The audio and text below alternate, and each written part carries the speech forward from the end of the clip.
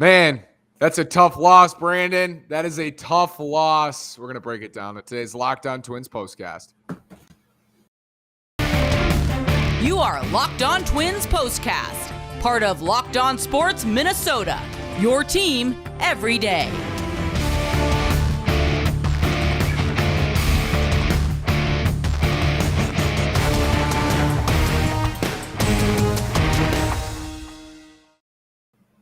And welcome to another edition of our Locked On Twins postcast. Today is Tuesday, June 21st. I'm the host of Locked On Twins, Nash Walker, here with writer and reporter at Access Twins, Brandon Warren. Before we get started, you got to go to Built.com. Built bars are not only delicious, Built bars are healthy. It's the best mix of taste and health. Go to Built.com, use promo code LOCKED15 and get 15% off your order. Use promo code LOCKED15 for 15% off at Built.com. These bars are delicious. Brandon, whoo! Jacob commented, tough loss. What's your biggest takeaway from this one?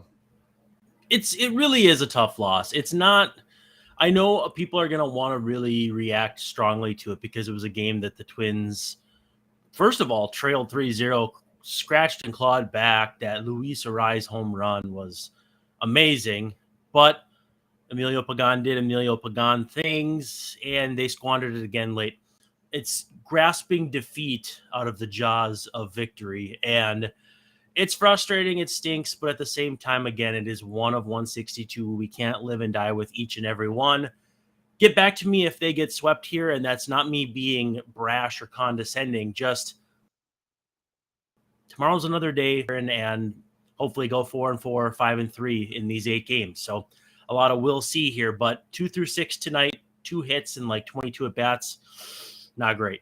Yeah, and it is. It's one of 162. However, the division's tied up, and you saw like Byron Buxton, you saw the faces in the dugout. I think they felt that too. I mean, it's just That's a game you want to win. It's a game they were in control of late, and it felt like an avoidable loss. Like Emilio Pagan throws that slider, and it was almost like clockwork. You knew that pitch was coming to Franmil Reyes, the hung slider. Same pitch he threw to Daz Cameron. I mean, I don't understand it, Brandon. Can you explain that to me?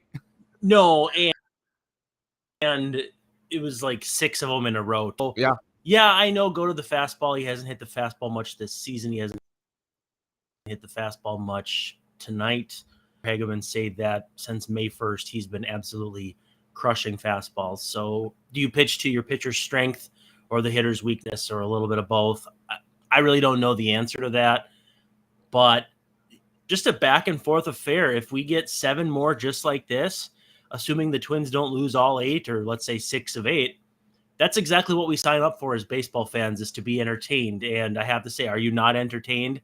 It was a hell of a game. I was sitting there tonight. I'm sitting on the couch. I'm like, man, pacing back and forth, watching this game. It was really fun. And it was a fun game that would have been so much fun if they had won.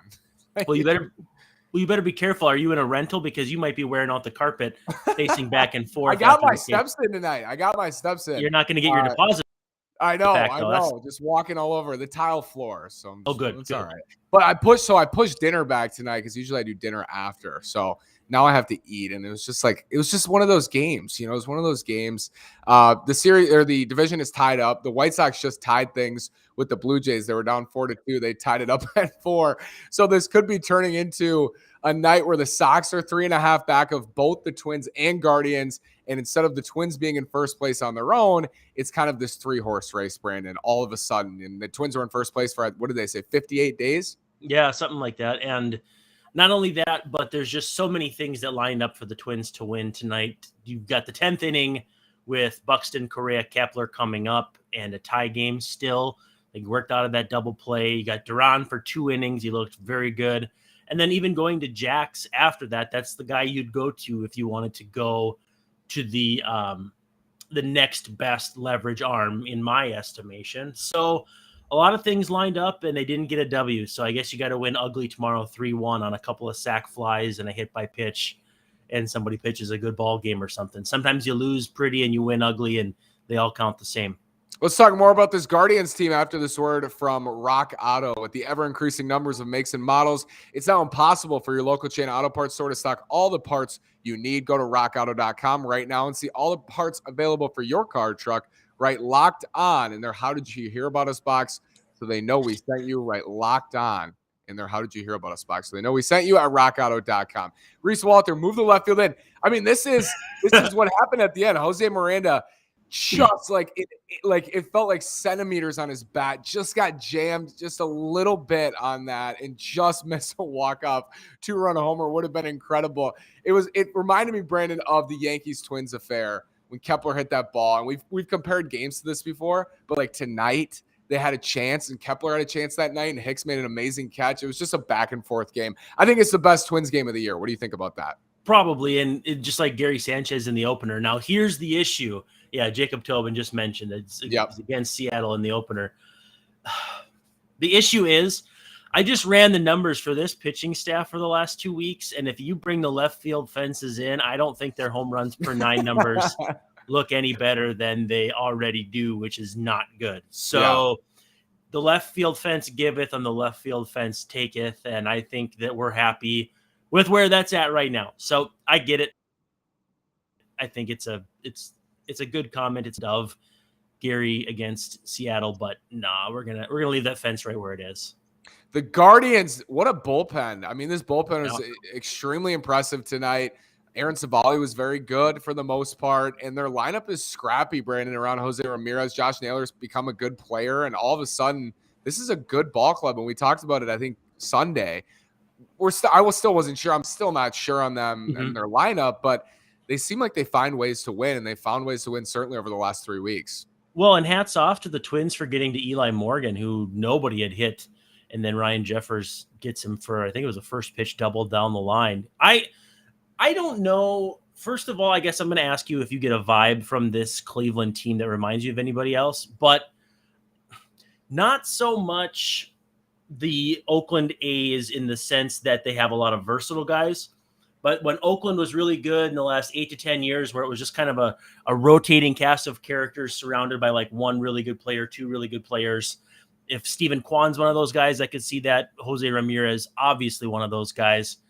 But you think about their budgetary things, you think about their pitching, you think about the fact that it's a lot of years that nobody's just find a way to get it done. I mean, you could go with Oakland A's from the last 15 years, the Twins when they first started getting good. Both, I think, are apt comparisons. So does this team seem legit to you, Brandon, for the long term? Now, we're still in mid-June. You mentioned 1 of 162, but this Cleveland team, have they proven to you they're going to stick around for a while? Well, more as a function of the fact that I don't think any of these top 3 teams are going to pull away. So I think they have enough to contend in the AL Central. With that said, if they were in the West or the East, different story. And I even said it today. Toronto on 538 has a 3% chance to win the division and a 5% chance to win the World Series. So they're more likely to win the World Series than their division. Luckily for Cleveland, Chicago, and Minnesota, they are not going head-to-head with the New York Yankees. So I think Cleveland can hang in this division. I don't know if they're going to be the last one standing, but they were impressive tonight. Yeah, incredible pitch. That changeup stands out to me to Carlos Correa.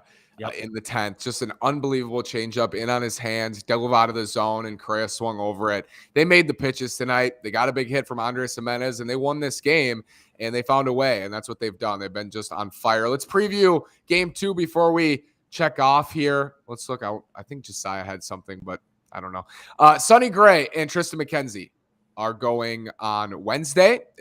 Sonny Gray and Tristan McKenzie. What do you think of this one, Brandon?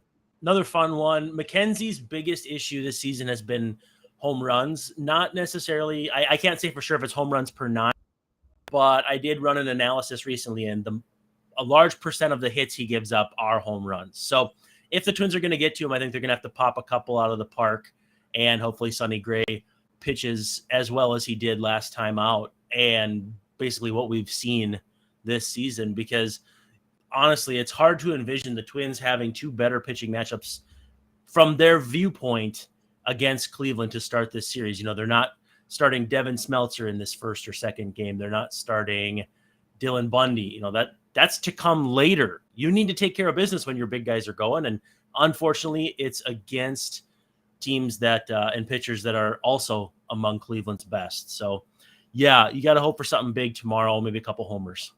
Josiah says, are you two going live at the trade deadline? I love that idea. That would be really fun if we did that. Yeah, that'd be fun. Like the last show me 10 the money. minutes. I'm kidding. I'm Yeah, kidding. that would be super fun. Brandon, thank you so much, sir. We'll talk again soon. It's a tough loss, but as you said, 1 of 162. We're knotted up at the top of the Central. It's going to be fun. Thanks so much. We'll talk soon.